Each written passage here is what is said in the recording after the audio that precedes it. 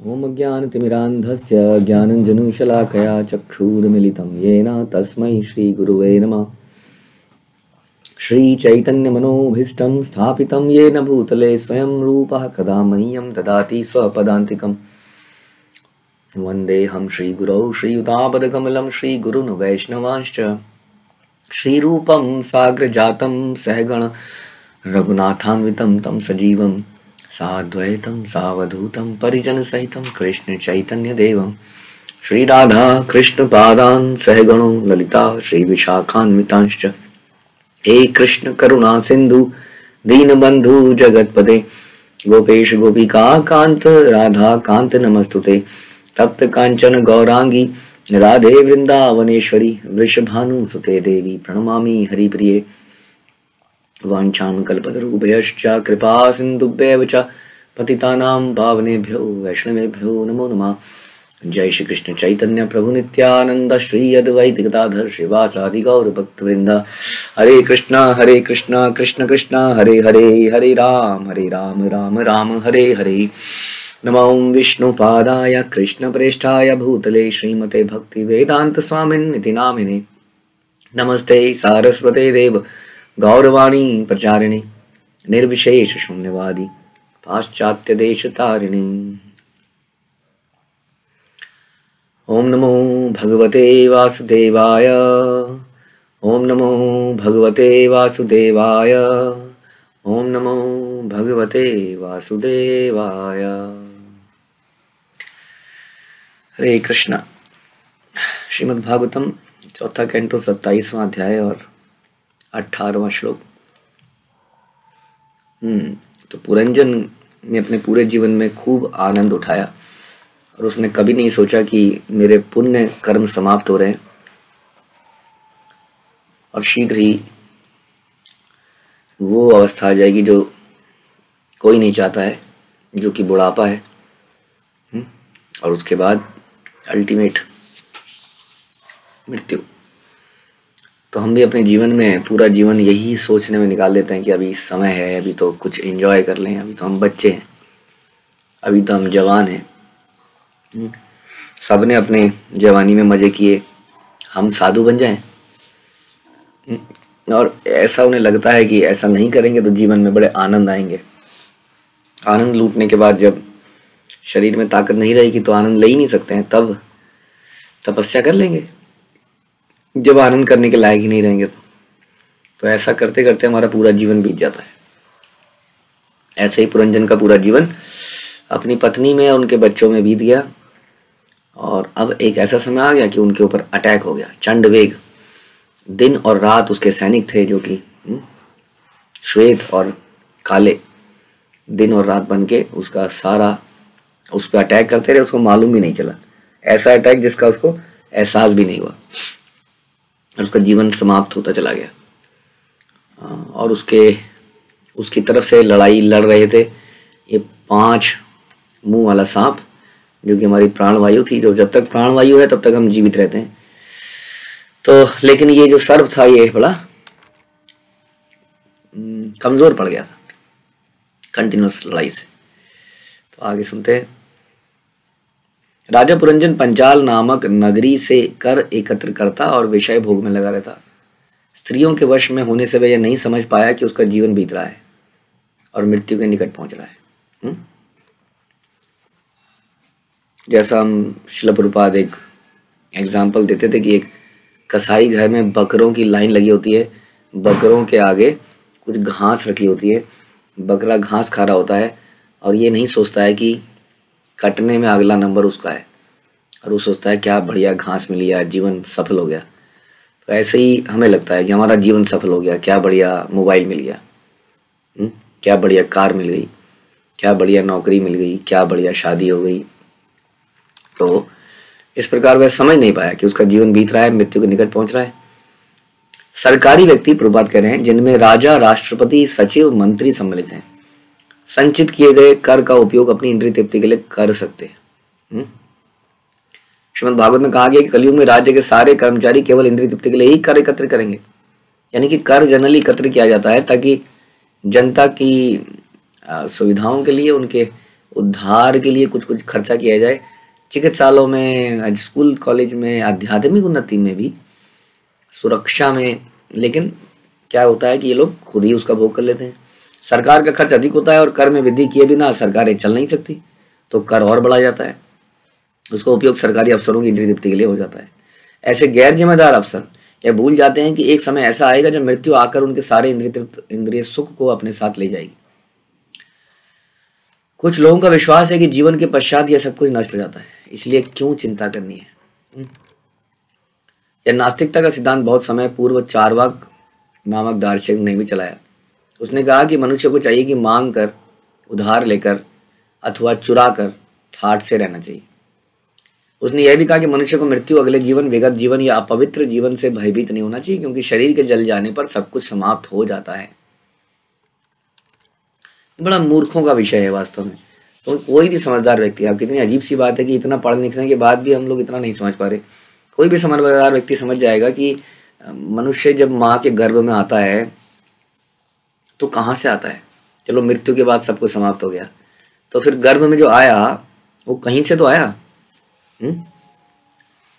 तो वो व्यक्ति मृत्यु के बाद कहाँ गया, इन बिटवीन वो कहाँ पे रहा, ये क्वेश्चन आया था। या हम ये कहें कि गर्भ में जो आया वो केवल एक केमिकल रिएक्शन है। ऐसा केमिकल रिएक्शन कहीं देखा नहीं जाता कि हजारों कंप्यूटर एक रूम में बंद रखे हैं 100 साल तक, तो कोई एक कंप्यूटर तो पैदा होना चाहिए उनमें से। तो ऐसा नहीं देखा गया। तो मशीन जो है कभी किसी मशीन को पैदा नहीं करती है, जीवन से जीवन आता है। तो इसका मतलब वो जीवन अगर आया है तो इससे पहले वो जीवन कहाँ था। तो उसी प्रकार से मृत्यु के बाद वो जीवन कहाँ चला गया। इन प्रश्नों का उत्तर ना मिलना तो ये मतलब नहीं है कोई वस्तु है ही नहीं। अगर हमें किसी वस्तु के बारे में पता नहीं है तो हम कहें नहीं ये तो है ही नहीं। ऐसा हम नहीं कर सकते। तो इसलिए ये बहुत ही बड़ी मूर्खता है कि शरीर के चले जाने पर सब कुछ समाप्त हो जाता है। दर्शन उन लोगों का है जो भौतिक दृष्टि से अत्यंत लिप्त रहते हैं। ऐसे दार्शनिक विचारों से कोई न तो मृत्यु के भय से बच सकता है और न अगले घृणित जन्म से बचा रह पाता है। दूसरा क्वेश्चन ये आ जाता है कि एक व्यक्ति मनुष्य के कोख में जीवन आया, एक जीवन पशु के पेट में आया, अंडे में आया, तो उनमें क्या डिफरेंस रहा। तो जब हम ध्यान से सोचेंगे तो समझ में आएगा नहीं, मृत्यु के बाद जीवन समाप्त नहीं होता है। हे राजा प्राचीन बहिष्ठ, इस समय काल की कन्या, नारद जी ने बोला, काल की कन्या तीनों लोकों में पति की खोज कर रही थी। किसकी कन्या? काल की कन्या। काल समाप्त करने वाला, उसकी बेटी। कहते हैं कि कई बार कहते हैं ना कि पुलिस वाले की बेटी से शादी कर ली तो मरे ही मरे। इधर से डांटा उधर से आएगा लठ मारने, इधर से कुछ किया तो गड़बड़। हाँ, तो काल की कन्या पति की खोज कर रही है। हाँ, जैसे शूर्पणखा खोज कर रही थी। यद्यपि उसे ग्रहण करने के लिए कोई तैयार नहीं हुआ, किंतु वह घूमती रहती थी। कोई तैयार क्यों नहीं हुआ? अभी काल की कन्या है। हाँ, कुछ भी गड़बड़ करी तो काल समाप्त कर देगा। हाँ, और काल की कन्या में काल जैसे गुण तो होंगे ही। समय के अनुसार जब शरीर वृद्ध हो जाता है तो एक प्रकार से अक्षम हो जाता है और जरा और बुढ़ापा घेर लेता है। इस संसार में 4 प्रकार के कष्ट हैं, जन्म, जरा, रोग और मृत्यु। न तो कोई विज्ञान न ही कोई विचारक इन चारों प्रकार के कष्टों का कोई हल प्रस्तुत कर पाया है या न कर सकता है। यहाँ पर जरा की अक्षमता को आलंकारिक ढंग से काल की कन्या के रूप में व्यक्त किया गया है।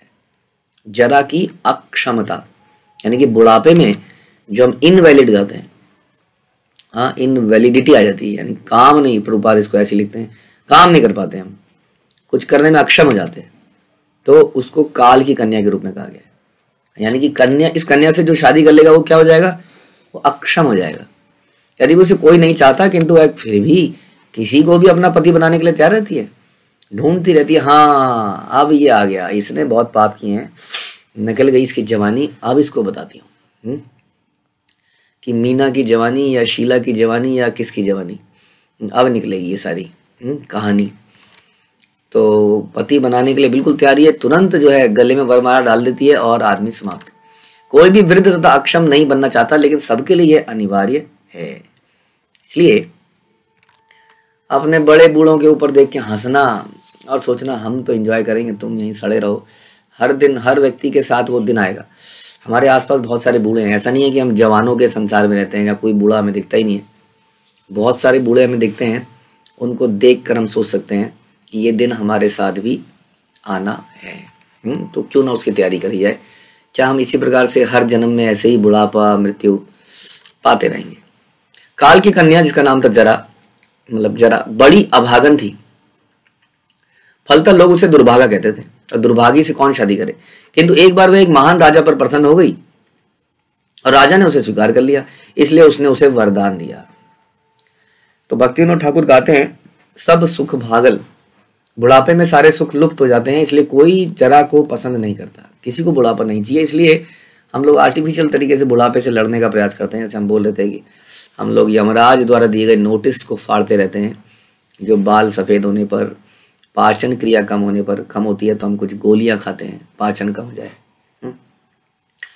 शारीरिक शक्ति कम होती है तो ऐसे ऐसे द्रव्य खाते हैं कि शारीरिक बल बढ़ जाए, ताकि भोग बढ़िया से कर पाएं। ऐसा हम लड़ने का प्रयास करते हैं कृत्रिम तरीके से, लेकिन कोई इसको पसंद नहीं करता है। काल की कन्या के रूप में जरा को अत्यंत हतभाग्य कहा गया, किंतु एक बार राजा ययाति ने इसे स्वीकार कर लिया। ययाति के ससुर जो थे शुक्राचार्य ने श्राप दिया कि वह उसे स्वीकार करे। जब शुक्राचार्य की कन्या राजा ययाति को ब्याही हो गई तो उसके साथ शर्मिष्ठा नाम की उसकी सहेली भी थी। कहानी आपने सुनी थी। शुक्राचार्य की कन्या थी, ब्राह्मण की बेटी, और उसके साथ में एक शर्मिष्ठा नाम की उसकी सहेली भी थी। बाद में राजा ययाति शर्मिष्ठा पर अत्यधिक आसक्त हो गए। ये पहले की बहुत कहानी है, मतलब ये दोनों लड़कियां आपस में कुछ झगड़ा हो जाता है इनका, और झगड़ा होने पर एक उसको धकेल देते हैं, कुएं में धकेल देते हैं। जो शर्मिष्ठा है वो उसको, शुक्राचार्य की कन्या को कुएं में धकेल देती है। फिर उसको बाद में राजा ययाति बाहर निकालते हैं। इन बिटवीन शुक्राचार्य को पता चलता है कि मेरी बेटी को धक्का मार दिया गया, फिर वो श्राप देते हैं और बहुत कुछ होता है। एनीवे, लेकिन ये दोनों शादी करके एक ही व्यक्ति घर में चली जाती हैं, ययाति, यानी कि विवाह तो होता है शुक्राचार्य की बेटी से, और साथ में उसकी सहेली भी आई होती है। अगेन ये श्राप के कारण ऐसा होता है। श्राप मतलब उसको काउंटर करने के लिए राजा जो होते हैं, राजा की बेटी थी ये शर्मिष्ठा, राजा बोलते हैं कि क्या कर सकते हैं। तब वो बोलता है ये तुम्हारी बेटी को मेरी बेटी के मेड सर्वेंट बन के जाना पड़ेगा जहाँ उसकी शादी होगी। तो इस प्रकार से राजा की बेटी ययाति के घर में जाती है। ययाति की शादी होती है शुक्राचार्य की बेटी से। तो दोनों सहेलियां हैं शादीशुदा, लेकिन जिसकी शादी हुई है वो है शुक्राचार्य की बेटी। लेकिन धीरे धीरे क्या होता है, ये सहेली साथ में होती है, अब ययाति का दिल इस पे आ जाता है। अब ये जब होता है तो फाइनली क्या होता है, शुक्राचार्य को पता चल जाता है। जब वो शिकायत करती है उसकी बेटी उनसे, तो वो ययाति को श्राप देते हैं कि तुम समय से पहले ही बूढ़े हो जाओ। तो राजा ययाति के 5 तरुण पुत्र थे। अब बूढ़ा हो गया, लेकिन जैसा होता है अक्सर बूढ़ा होने पर भी इंद्रिय सुख की इच्छा समाप्त नहीं होती। तो उसने क्या किया, फिर आदमी ढूंढता है इधर उधर। तो उसने क्या किया, अपने बच्चों को बोला क्या तुम मुझे अपनी जवानी दे सकते हो। समझ लीजिए ऐसा कोई बल है वहां पर जिसके कारण से ये किया जा सकता है। ऐसा किया जा सकता था। बच्चे लेकिन मना कर देते हैं। लेकिन सबसे छोटा बेटा जो होता है, जिसका नाम होता है पुरु, वो इसके लिए राजी हो जाता है।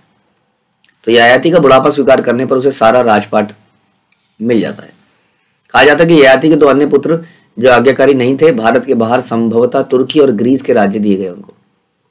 तो तुर्की और ग्रीस भी का इतिहास भी यहीं से आता है। तुर्की और ग्रीस जो आज की डेट में सुनते हैं हम, वो ययाति के पुत्र ही गए वहां पर राज्य करने के लिए। तो तात्पर्य है कि मनुष्य सभी प्रकार की संपत्ति तथा वैभव एकत्र कर सकता है, किंतु बुढ़ापे में कोई उसका भोग नहीं कर पाता। अभी इस स्टोरी को अगर यदि हम पूरी पढ़ेंगे ययाति की, तो इतने सालों तक वो फिर से इंद्रिय तृप्ति करता है। और फिर बड़ा पछताता है कि मैंने क्या कर दिया है। इसी प्रकार से हम लोग सोच सकते हैं कि कई बार हम अपने बच्चे इसलिए पालते हैं कि हमें बुढ़ापे में इंद्रिय भोग कराएगा।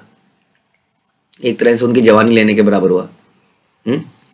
बहुत सारे ऐसे माँ बाप यहाँ देखते हैं जो कहते हैं बेटा कुछ कर या ना कर, धार्मिक कार्य जब कर या ना कर, नौकरी कर, बाहर जा, विदेश में जा, सेटल हो। फिर हमें भी बुला वहाँ पर।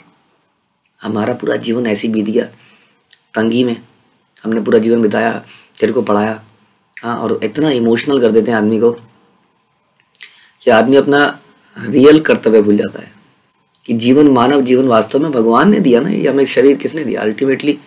हाँ, हम बीज प्रदापिता, कृष्ण से सर्व योनिषु कौन्तेय, सारी योनियों में बीज देने वाला मैं हूँ, शरीर देने वाला भी भगवान ही है, शरीर देने वाला भी और कोई नहीं है वास्तव में। हमें तो मालूम ही नहीं है शरीर कैसे बढ़ता है, किसी चीज़ का कोई आइडिया नहीं है, अपने आप ही सब कुछ हो रहा है, ये अपने आप नहीं कृष्ण द्वारा दिया गया है। तो हम लोग इसको भूल जाते हैं और हमारी इच्छाएं ऐसी होती हैं कि हमारे बच्चे बड़े होंगे तो हमें कुछ यहाँ ले जाएंगे, वहाँ ले जाएंगे, कुछ घर का हालत सुधरेगी तो भोग करेंगे। तो वास्तव में ये सही परवरिश नहीं है। सही परवरिश है कि हम स्वयं भक्ति करें और अपने परिजनों को भक्ति में लगाएं। बेटा भगवान की सेवा करो, यदि तुम भगवान की सेवा करोगे तो हमें भी लाभ मिलेगा। तो ऐसा ययाति को बड़ा पछतावा होता है कि मैंने अपने बच्चे की जवानी ले ली और बाद में फिर जो भी है वो दोबारा से उसको एक्सचेंज किया जाता है। हाँ, तो इस प्रकार से शास्त्रों में बहुत सारे एग्जाम्पल हम सुनते हैं। एक और एग्जाम्पल आता है कर्दम मुनि और देवती का, जिसमें कि बहुत ही भोग करते हैं वो लोग कुछ समय के लिए। हालांकि वो कुछ योजना थी भगवान की, बच्चों को होना था, लेकिन देवहूति बाद में पछताती है कि मैंने इतना लंबा समय आप जैसे संत के साथ इंद्रिय भोग में लगा दिया, जो कि मुझे सेल्फ रियलाइजेशन में लगाना चाहिए। अब बाद में वो बोलते हैं कि तुम्हें तुम्हारा पुत्र सही ज्ञान देगा, तो कपिल भगवान उनको ज्ञान देते हैं। तो इस प्रकार ऐसा देखा गया बहुत सारे एग्जाम्पल में कि हम बहुत सारे भोग करने के बाद आदमी पछताता ही है। पागलपन में उसको कुछ समझ नहीं आता उस वक्त कि मैं क्या कर रहा हूँ, बाद में रियलाइज होता है कि मैंने क्या कर दिया। तो पुरु को अपने पिता का सारा राज्य प्राप्त हुआ, किंतु वह सारे वैभव का उपयोग नहीं कर पाया। पुरु जिसको बुढ़ापा दे दिया गया, जवानी दे दी इसने उसको, लेकिन राज्य मिल गया, वो राज्य का क्या करे, वो उसको नहीं भोग पाया, किंतु उसने अपने यौवन को अर्पित कर दिया।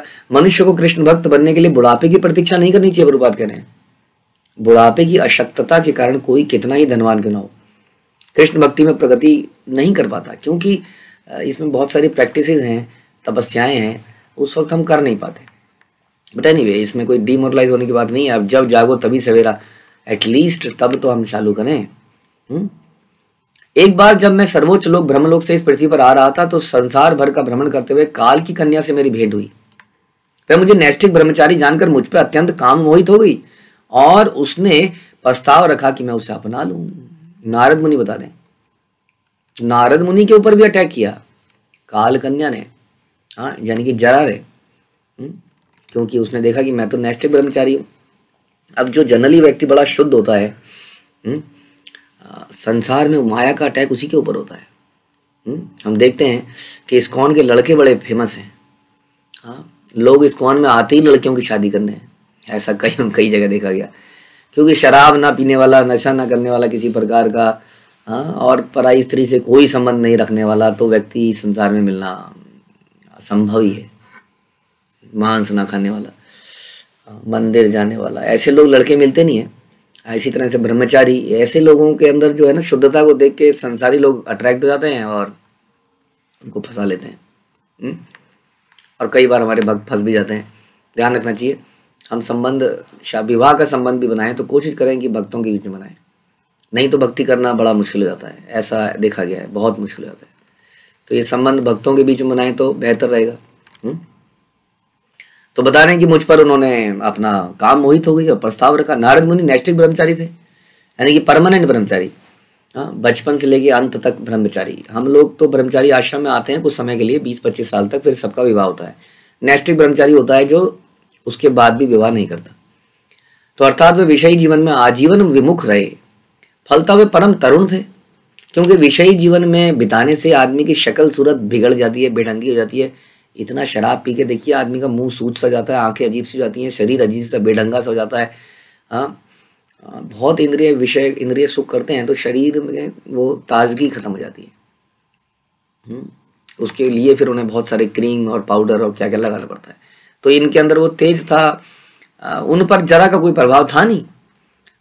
बुढ़ापे की अशक्तता सामान्य पुरुष को व्याप्त करती है, किंतु नारद मुनि तो सर्वथा भिन्न थे। वो तो नारद मुनि को सामान्य व्यक्ति समझकर काल कन्या ने उनके सामने कामेच्छा व्यक्त करी। स्त्री के आकर्षण से विरक्त होने के लिए शक्ति चाहिए। जो बल चाहिए वो भोग करने के लिए नहीं चाहिए वास्तव में। कई लोग सोचते हैं हाँ देखिए जिम में जाके मेरे में कितनी ताकत है। ये ताकत तो गैंडे और हाथी में भी है, ये ताकत क्या हुई? जो ताकत जहां भी देखिए, मनुष्य कितना भी जिम कर ले, क्या वो हाथी से ताकतवर हो सकता है? हाथी तो कोई जिम नहीं जाता, बड़े बड़े पेड़ को अपनी सूंड से उखाड़ देता है। तो ऐसे लोग मिले हमें जो जाएं और पेड़ों को उखाड़ दें मनुष्यों में।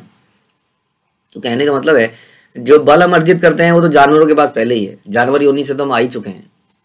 यानी कि जो वास्तविक बल है वो है अपने मन पे संयम करना, इंद्रियों पे संयम करना। इसलिए हम लोग इस्कॉन में जो सन्यासी लोग होते हैं उनको महाराज कहते हैं, क्योंकि वही हैं असली राजा जिन्होंने स्वयं पर विजय पाई। हाँ, संसार में लोग स्वयं पर विजय नहीं पा पाते हैं और दुनिया पर विजय पाना चाहते हैं, दुनिया को कंट्रोल करना चाहते हैं। तो शक्ति चाहिए स्त्री के आकर्षण से विरक्त होने के लिए। जहां बूढ़े लोगों के लिए ऐसा कर पाना कठिन हो, तो युवकों के लिए क्या कहा जाए? जो लोग ब्रह्मचारी के रूप में रहते हैं उन्हें नारद मुनि के चरण चिन्ह पर चलना चाहिए, जिन्होंने जरा के प्रस्ताव को कभी भी स्वीकार नहीं किया। जो लोग काम वासना के प्रति अत्यंत लिप्त रहते हैं वे जरा के शिकार बन जाते हैं और शीघ्र ही उनकी आयु क्षीण हो जाती है। वे मनुष्य जीवन का उपयोग कृष्ण भक्ति के लिए नहीं कर पाते। नारद मुनि ने कहा, जब मैंने उसकी प्रार्थना को अस्वीकार कर दिया तो वह मुझ पर बड़ी गुस्सा आ गई, क्रुद्ध हो गई, मुझको शाप देने लगी। हाँ, जैसे शूर्पणखा, उन्होंने कहा Ram ji I want you. Ram ji ने कहा not me, go to Lakshman. थोड़ी परेशान तो हुई। और लक्ष्मण तो सुनने वाले थे ही नहीं। कहा मैं यहाँ पे शादी करने आया हूँ, ये लगता है तुम्हें?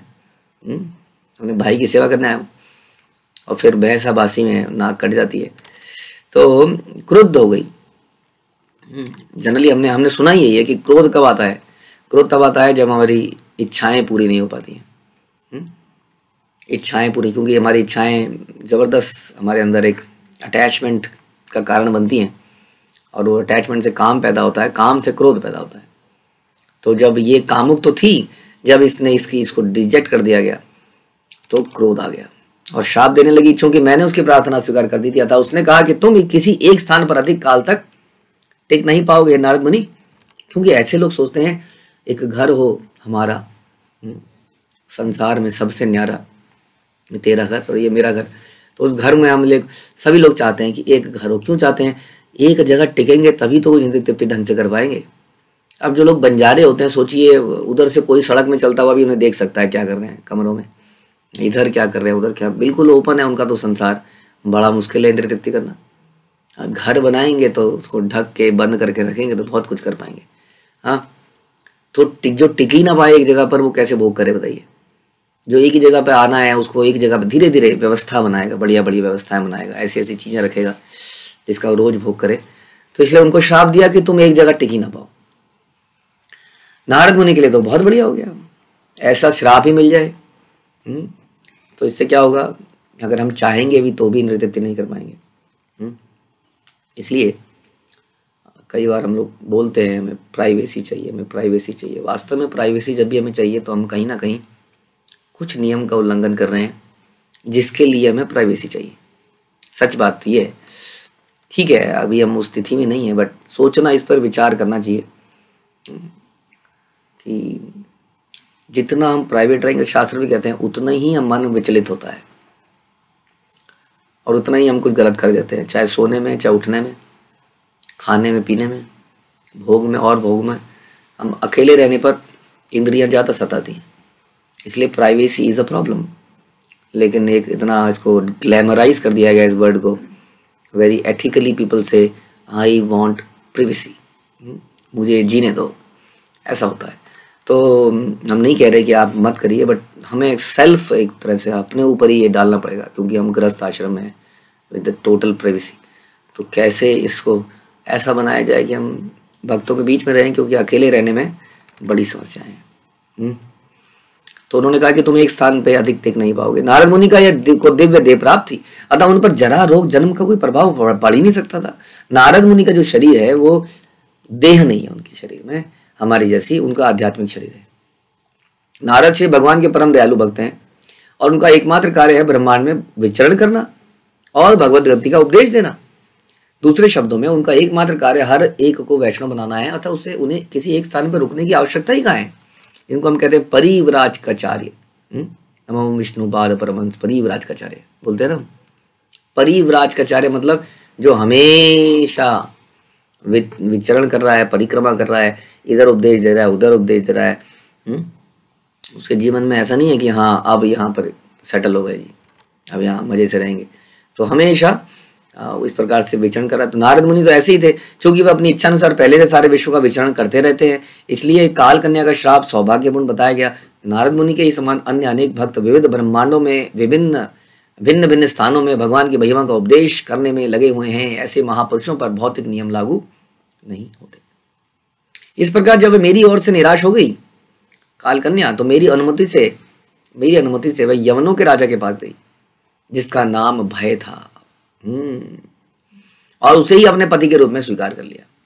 तो नारद मुनि ने बड़ी समझदारी से उनको डायरेक्ट कर दिया दूसरी तरफ, देखो जी मैं तो नहीं कर पाऊंगा, नैष्ठिक ब्रह्मचारी हूँ, आप जाइए, हाँ वहाँ आपको मिलेंगे आपके पति यवनों के राजा, जिसका नाम भय था। तो यवन आप जानते ही, यवन जो कोई नियम पालन नहीं करते हैं, मांस मदिरा गायें खाना या हत्याएं करना, ये यवनों के लक्षण हैं। और उसका नाम क्या था, राजा का भय, यवनों के होने से ही भय। अब भय और बुढ़ापा एक साथ, पति कौन है, भय है, पत्नी कौन है, बुढ़ापा है, कितना बढ़िया कपल है। परम वैष्णव होने के कारण श्री नारद मुनि अन्यों का हित करने के लिए सदैव उद्यत रहते हैं, भले ही कोई उन्हें श्राप ही क्यों ना दे।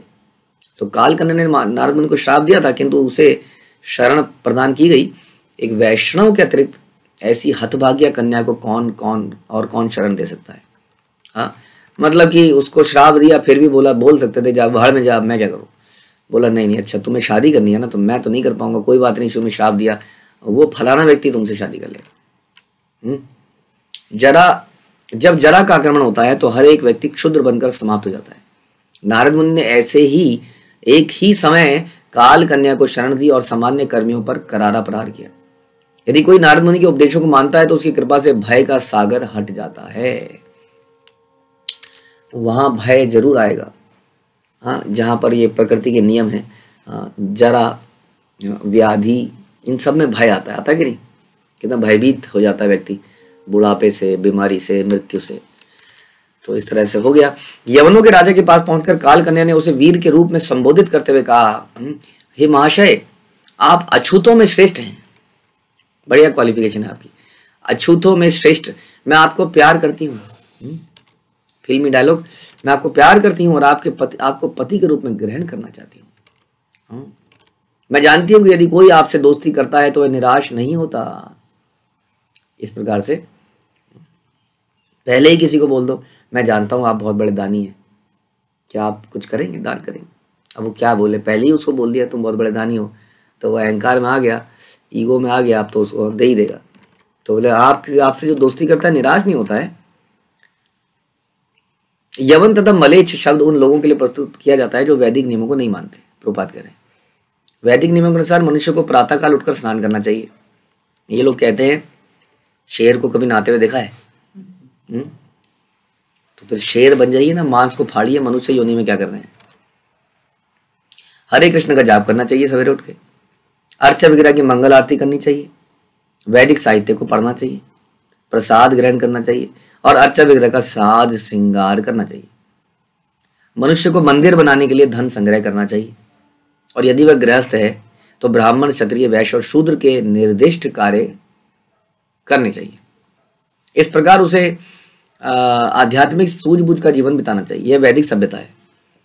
जो इन सारे नियमों का पालन नहीं करता वह यवन या मलेच्छ कहलाता है। यानी कि मलेच्छ और यवन कोई जाति नहीं है, ये इस प्रकार का जीवन जो बताता है वो मलेच्छ है।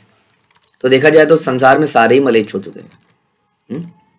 इसके लिए राष्ट्रीयता की कोई सीमा नहीं है। यदि कोई भारत के बाहर रहे या अंदर रहे, यदि वह वैदिक नियमों का पालन नहीं करता तो मलेच्छ या यवन कहलाता है।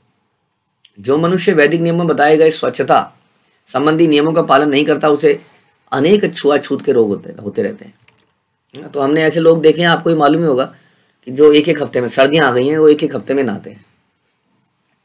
हाँ, तो उसके लिए फिर बहुत सारी सुविधाएं हैं, डीओ है, परफ्यूम्स हैं, तो बालों में जेल लगा लेते हैं, गीला कर लेते हैं, गीला करके निकलते हैं तो बाल लगता है नहा के आया है।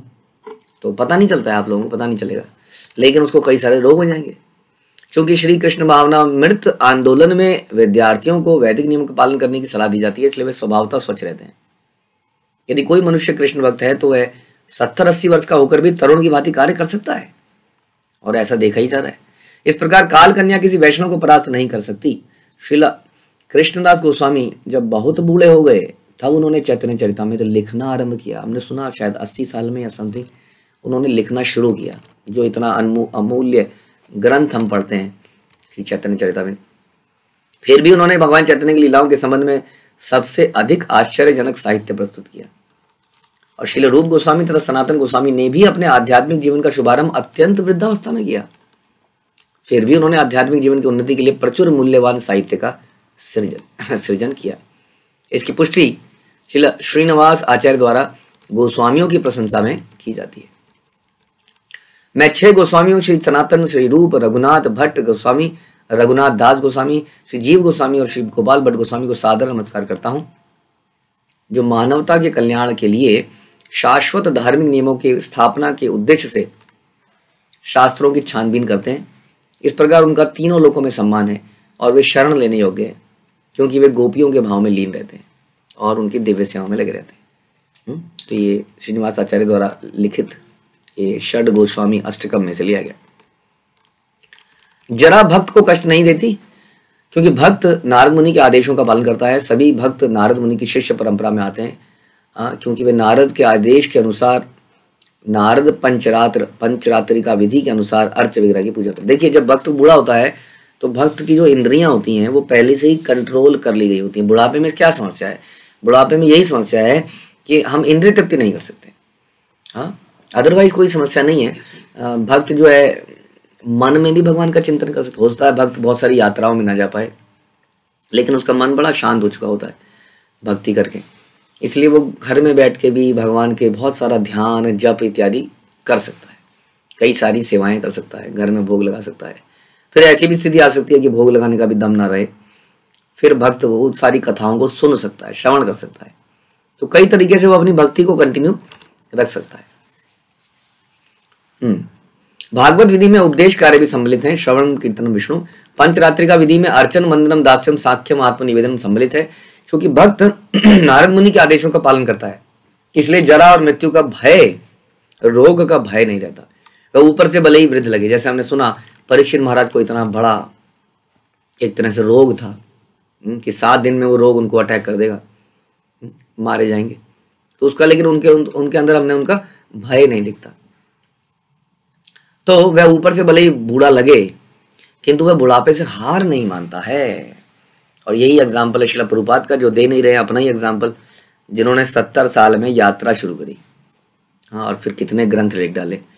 तो उनका भी एग्जाम्पल है। देखने से तो बूढ़े लगते ही थे, हमने देखा कि उनको कई बार हार्ट की प्रॉब्लम हुई और भी समस्याएं आई, लेकिन उससे हार नहीं मानी उन्होंने, हाँ, और कभी निराश नहीं हुए।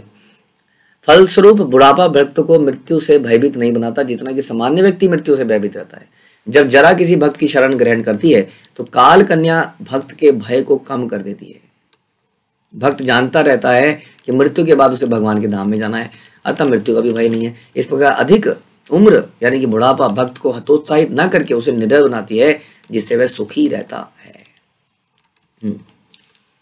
जो लोक रीति के अनुसार अथवा शास्त्रों के आदेश के अनुसार दान नहीं देता और जो इस प्रकार से दान ग्रहण नहीं करता, उन दोनों को ही तमोगुणी समझना चाहिए। ऐसे लोग मूर्खों के पथ का अनुसरण करते हैं और उन्हें अंत में पछताना पड़ता है। तो काल कन्या बता रही है कि देखो, मैं तुम्हारे पास आना चाहती हूँ, एक प्रकार का कन्यादान। तो कन्यादान होगा और तुम्हें दान लेना पड़ेगा।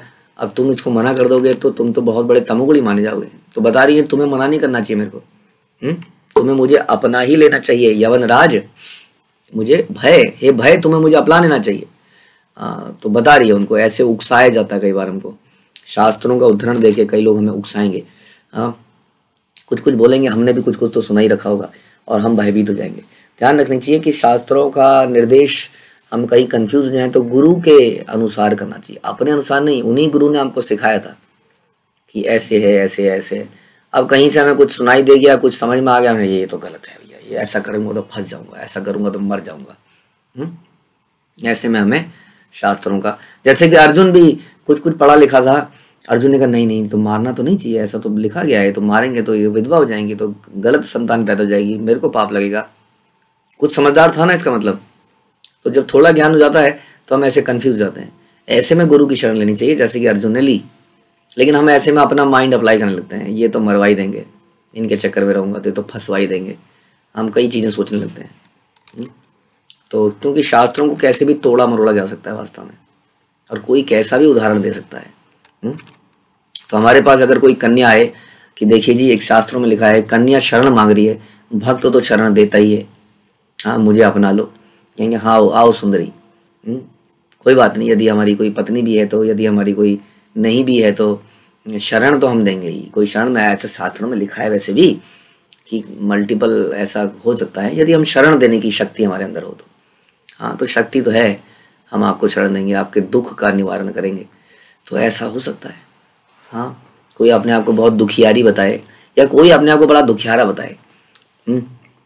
पिक्चर में देखते हैं ना, मुझे अपनी पत्नी का सुख नहीं मिला, बहुत दुखी हूँ।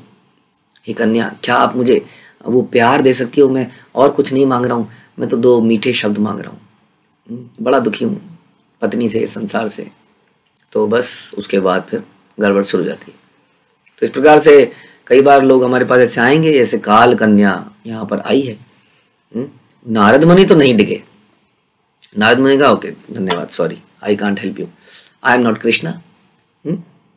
हमारे पास अनलिमिटेड पावर नहीं है कृष्ण की तरह जो कुब्जा को शुद्ध बना दे। We are not like that. हम कहीं आओ मेरी शरण में आओ, मैं तुम्हें शरण देता हूँ, रक्षा करता हूँ तुम्हारी। तो इस प्रकार से नारद मुनि तो नहीं फंसे। आगे देखते हैं क्या होता है। इन्होंने पूरा जाल बना लिया है काल कन्या ने भय के ऊपर। तो यहाँ इसका उल्लेख है कि कोई शुभ जीवन बिताना चाहता है तो उसे शास्त्रों का पालन करना चाहिए। भगवद गीता में लिखा है कि 16.23 में, जो मनुष्य शास्त्रों के आदेश का उल्लंघन करता है और मनमाने ढंग से आचरण करता है, उसे ना तो सिद्धि प्राप्त होती है, ना सुख प्राप्त होता है, ना परम धाम प्राप्त। तो प्राप्त क्या होता है भैया? हाँ, परफेक्शन नहीं मिली, सुख भी नहीं मिला, अल्टीमेटली परम गति भी नहीं मिली, टोटल लॉस। जो वैदिक आदेशों का कठोरता से पालन नहीं करता, उसे जीवन में असफलता या सुख की प्राप्ति नहीं हो पाती। भगवान के धाम जाना तो कोसों दूर की बात है। ऐसे शास्त्रीय आदेश हैं कि यदि कोई स्त्री स्वेच्छा से पत्नी बनने का अनुरोध करे तो गृहस्थ, क्षत्रिय या शासक को उसे अनुरोध को नहीं ठुकराना चाहिए। हाँ, इसी लाइन को लेकर मैं बोला था, क्योंकि नारद मुनि ने काल कन्या को यवन राजा के प्रति समर्पित होने के लिए निर्देश किया था, इसलिए यवन राज ने उसे इनकार नहीं कर सका। सभी कार्यकलाप शास्त्रों के आदेशों के अनुसार संपन्न किए जाने चाहिए। अब ऐसे तो हरिदास ठाकुर के पास भी वो कन्या आई थी, मुझे शरण दीजिए स्वामी।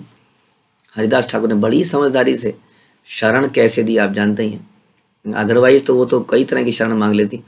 अब उसको पत्नी बना लेते तो उसका उद्धार हो जाता। नहीं भैया, मैं अपना तो पहले अपने को तो बचाऊं, जन्म सार्थक करी करो परोपकार। मैं ही दलदल में घुस जाऊंगा तो निकालूंगा कैसे? तो मेरे को बाहर बाहर से ही रहकर जितनी मदद हो सकती है उतनी मदद कर पाएंगे। तो ये समझने का विषय है। शास्त्रीय आदेश नारद मुनि जैसे ऋषियों द्वारा पुष्ट किए जाते हैं। जैसे कि नरोत्तम दास ठाकुर कहते हैं कि साधु शास्त्र गुरु वाक्य चित्ते ते करिया ऐक्य। मनुष्य को चाहिए कि साधु पुरुषों, शास्त्रों और गुरु के नियमों पर चले, इस प्रकार जीवन में सफलता जरूर मिलेगी। काल कन्या यवन राज के समक्ष साधु शास्त्र तथा गुरु सम्मत विधि से ही उपस्थित हुई, अतः उसे अस्वीकार किए जाने का प्रश्न ही नहीं उठता।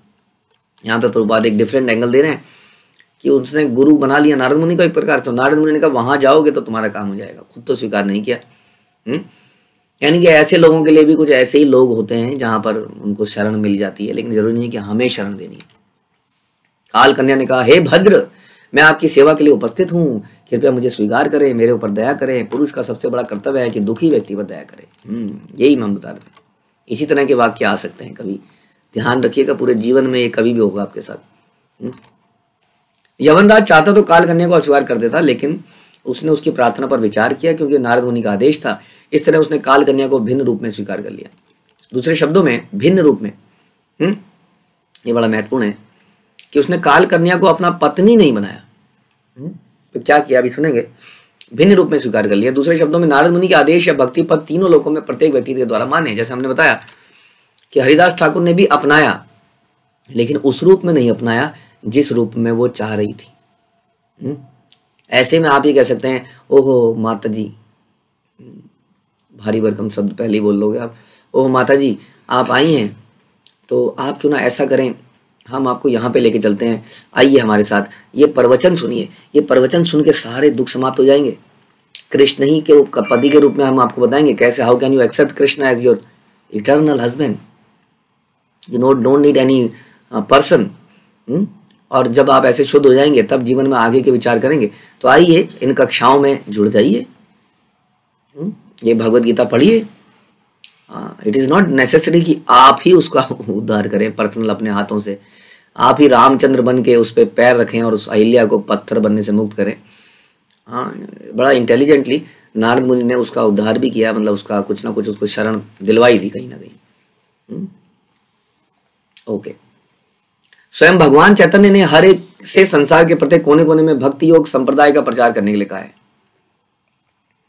कृष्ण भावनामृत आंदोलन के उपदेशकों ने सचमुच अनुभव किया है कि नारद मुनि की पंचरात्रिक विधि के बल पर यवन और मलेच्छ भी आध्यात्मिक जीवन स्वीकार करते हैं। यानी कि हम इन लोगों का भी उद्धार कर सकते हैं, लेकिन हमने डिस्कस किया इंटेलिजेंटली, अपने को नीचे ना गिराते हुए। जैसा कि हमने देखा विदेशों में ये लोग कैसे शुद्ध भक्त बन गए। जब मानव जाति चैतन्य महाप्रभु द्वारा बताई गई शिष्य परंपरा का पालन करेगी तो संसार भर के लोग इससे लाभान्वित होंगे। इट इज़ वेरी इंपॉर्टेंट कि हम इन लोगों को ऐसे एक्सेप्ट ना करें, इस प्रकार उनकी याचनाओं को बड़ा ध्यान से सुने, समझें कि हर प्रॉब्लम की जड़ जो है वो उसी व्यक्ति के पाप है। तो अननेसेसरी किसी पे इतनी दया, सो कॉल्ड जो सांसारिक दया आ जाती है, वो करने से पहले विचार करना चाहिए। क्योंकि वो व्यक्ति दुखी क्यों है, हर व्यक्ति, कोई भी व्यक्ति हो, उसके पाप कर्मों की वजह से, उसके पाप कर्मों से उसको दूर करेंगे तो ही वो सुखी होगा। या श्रील प्रभुपाद ने किया, उनको भक्ति में लगाया, नारद पंचरात्रिक विधि उन्होंने करी, नहाए धोना शुरू किया, विग्रह सेवा शुरू करी, प्रसाद बनाना शुरू किया, स्वच्छ जीवन हो गया, शरीर स्वच्छ हो गया और वो पूरी तरह से परिवर्तित हो गए, उनका भला हो गया। लेकिन कई बार व्यक्ति अपना भला, कई बार डॉक्टर के पास कोई मरीज जाता है, डॉक्टर साहब बहुत प्रॉब्लम है, डॉक्टर साहब इंजेक्शन लगा दो। वो डॉक्टर को ही बताते हैं कि डॉक्टर साहब इंजेक्शन लगा दो, डॉक्टर तो बैठे ही हैं आजकल यही करने के लिए। अब वो भी इंजेक्शन तुरंत असर होता है, बिना सोचे कि ये इंजेक्शन कितना नुकसान कर सकता है आपको शरीर में, बाद में पता चलता है। तो व्यक्ति को जो ग्रसित है, निम्न है, उसको क्या पता उसका क्या लाभ है। बच्चा अपनी माँ से कहता है बहुत भूख लग रही है मम्मी, बहुत भूख लग रही है मम्मी, दे दो मम्मी, दे दो। मम्मी कहती ले बेटा अभी तो यही है, ये पैकेट, ये चिप्स का है, ये कुरकुरे है, ये बर्गर है, ये तो खा ले, अभी तो खाना बनाने में टाइम है। बस बच्चे को समझ में आता है जब जब मैं ऐसे रोऊंगा, बिलबिलाऊंगा, माँ कुछ पकड़ा ही देगी, काम चल जाएगा। फिर हो गया बेटा स्कूल चल रहा है अभी तो मम्मी बताएगी बेटा स्क्रीन ऑफ करके खा ले फटाफट थोड़ा सा। तो मम्मियाँ ही उनको बताएंगी ऐसे नियम तोड़े जा सकते हैं। तो इसलिए कोई रोने वाला व्यक्ति है, उसकी डिमांड को पूरा कर देना जरूरी नहीं है हम उसकी मदद कर रहे हैं, हाँ हम उसको और ज़्यादा नीचे गिरा रहे हैं। मदद जरूर करनी है, लेकिन कैसे करनी है यहाँ हमने सीखा नारद मुनि से, हमने सीखा हरिदास ठाकुर से। तो खैर अभी ये यवन कन्या ने अपना प्रस्ताव रख दिया है। अब ये प्रस्ताव क्या स्वीकार किया जाएगा और क्या भय उसको कैसे अपने घर में लेके जाएंगे, कैसे शरण देंगे, अब ये भय के जी ऊपर डिपेंड करता है, जो कि हम सुनेंगे। ग्रंथराज श्रीमद् भागवतम की जय, श्रील प्रभुपाद की जय।